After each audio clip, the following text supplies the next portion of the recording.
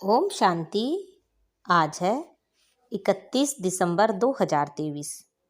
आज अव्यक्त बाप दादा के अव्यक्त मधुर महावाक्य सुनते हैं।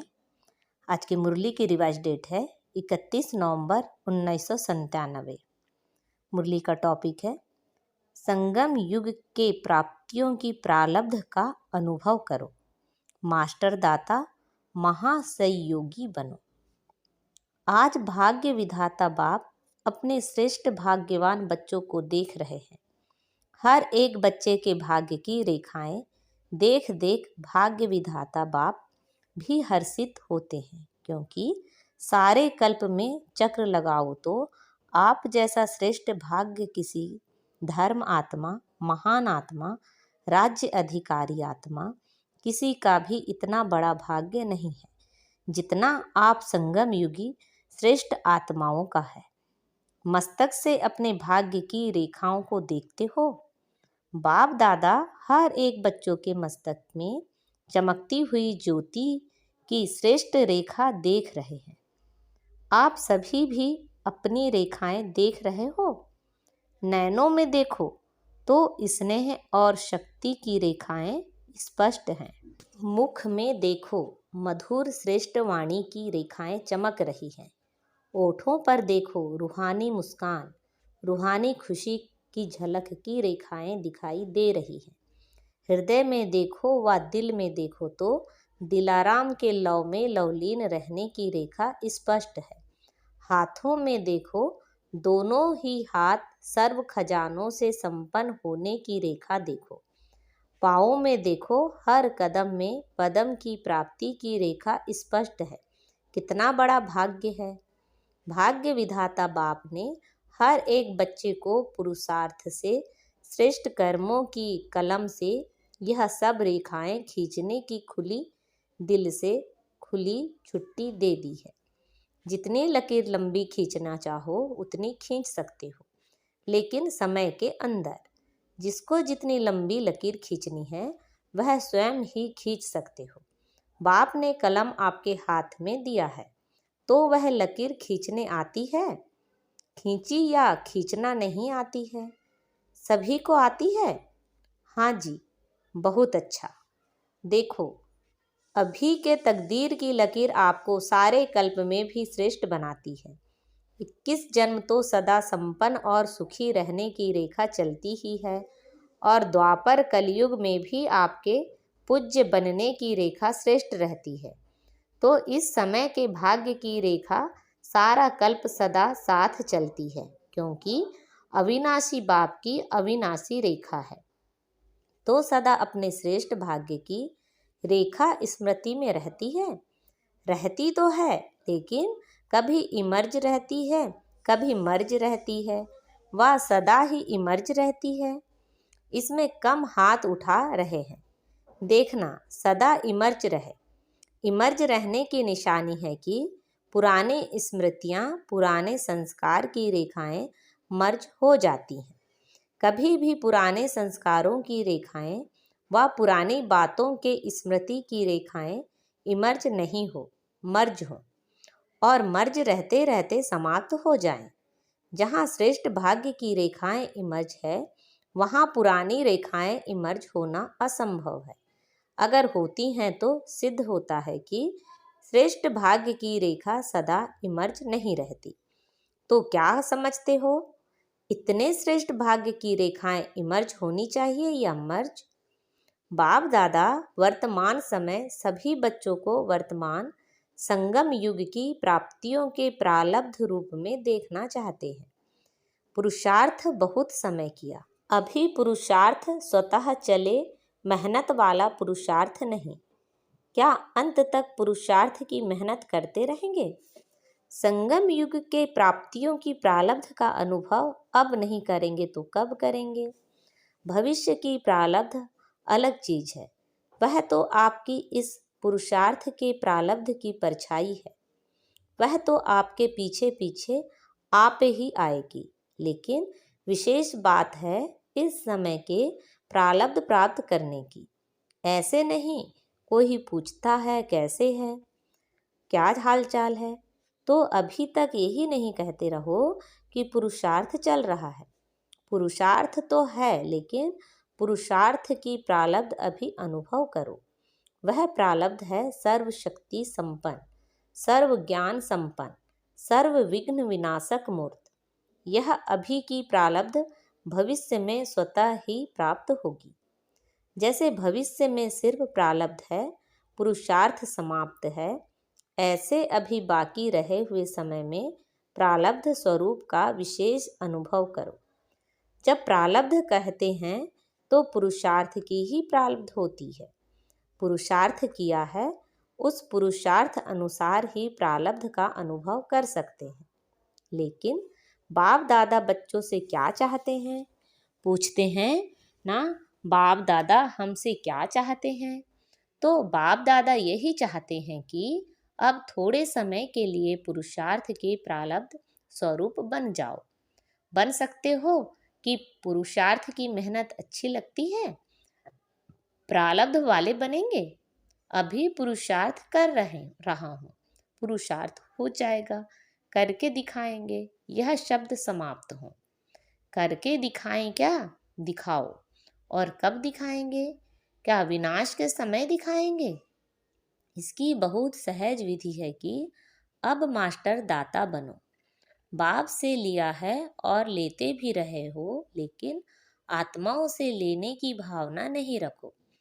यह कर लें तो ऐसा हो, यह बदले तो मैं बदलूं, यह लेने की भावना है। ऐसा हो तो ऐसा हो, यह लेने की भावनाएं हैं। ऐसा हो नहीं, ऐसा करके दिखाना है।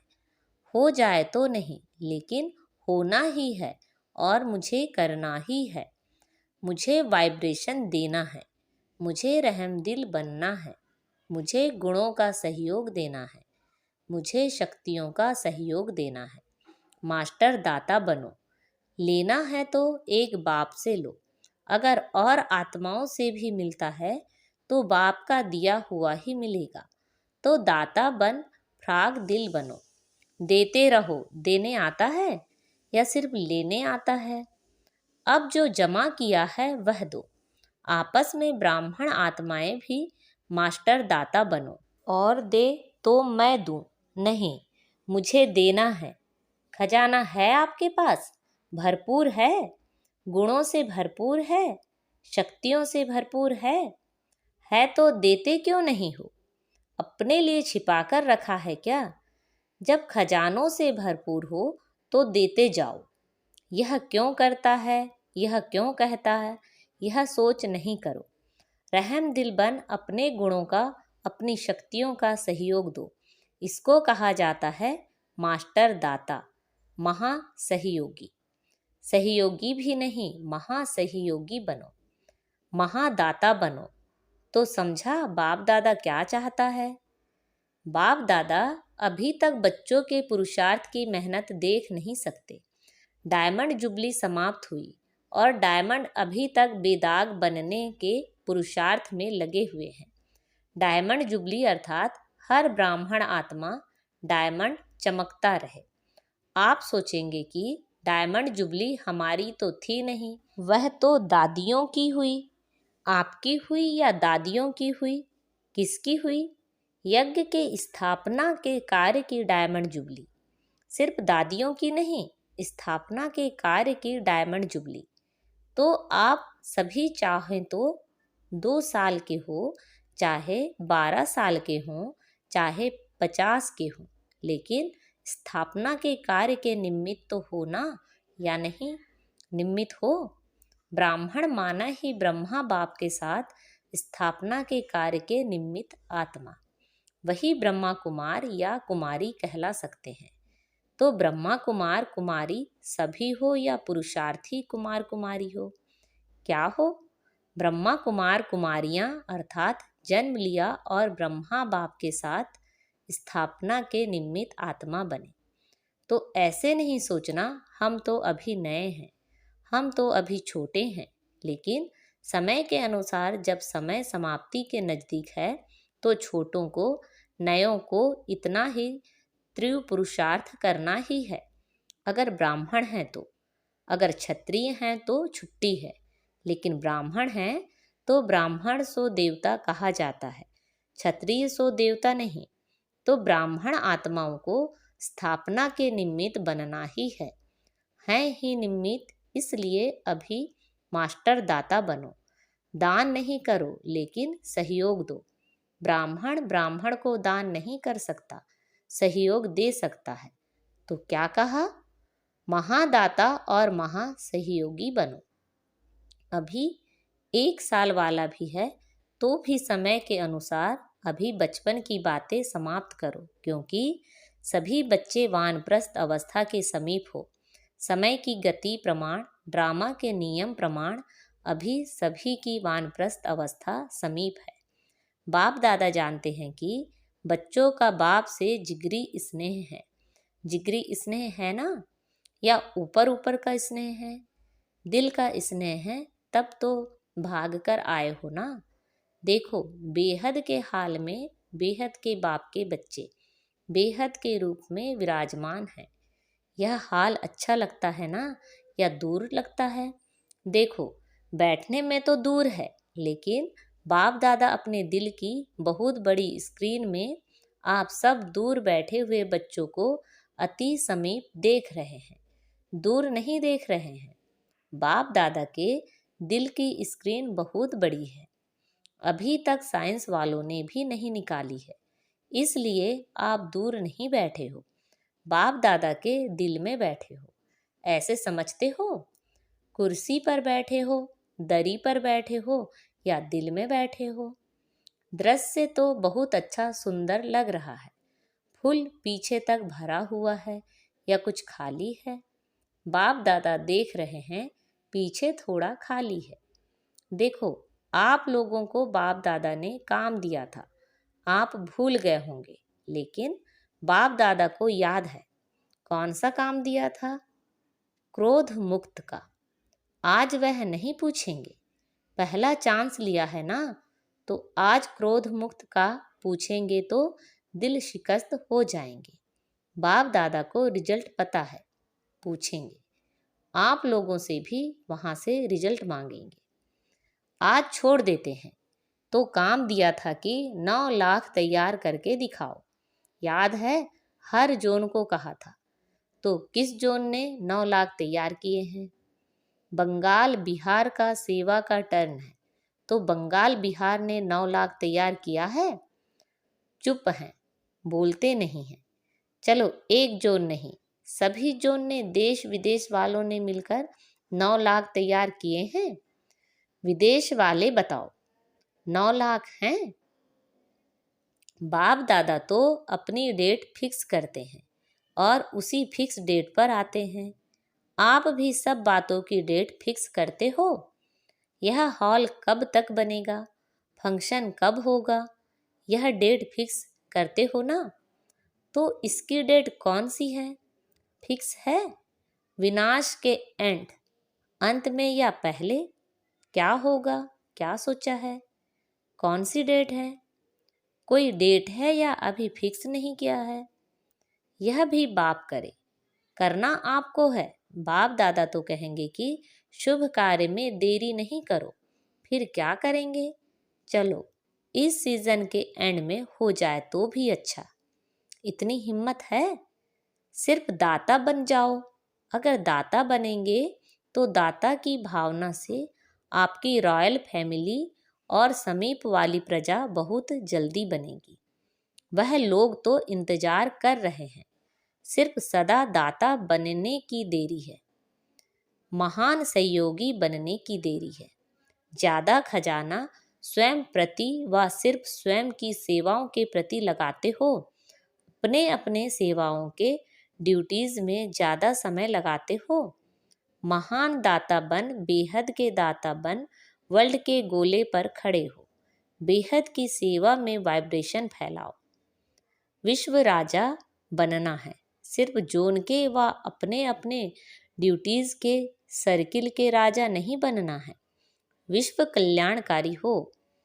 अभी बेहद में जाओ। बेहद में जाने से हदों की बातें स्वतः ही समाप्त हो जाएगी। मनोबल बहुत श्रेष्ठ बल है, उसको यूज नहीं करते हो। वाणी संबंध संपर्क उससे सेवा में बिजी रहते हो। अब मनोबल को बढ़ाओ। बेहद की सेवा जो अभी आप वाणी या संबंध सहयोग से करते हो वह मनोबल से करो।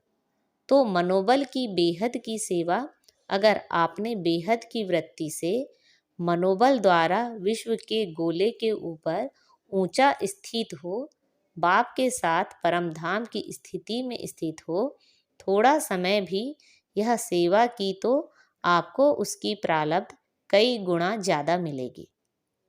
आजकल के समय और सरकमस्टांस के प्रमाण अंतिम सेवा यही मनसा व मनोबल की सेवा है।